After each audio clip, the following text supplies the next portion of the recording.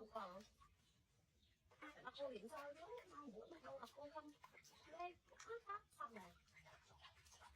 cái ô cái tình trạng là cái đây cả chúng cô chú ấy nó cái này ta sáng nó đáy nọ thầy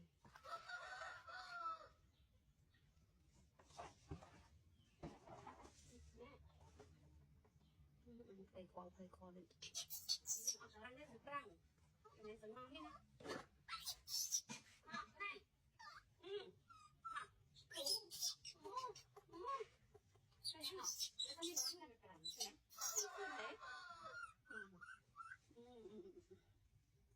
đây là xin thế này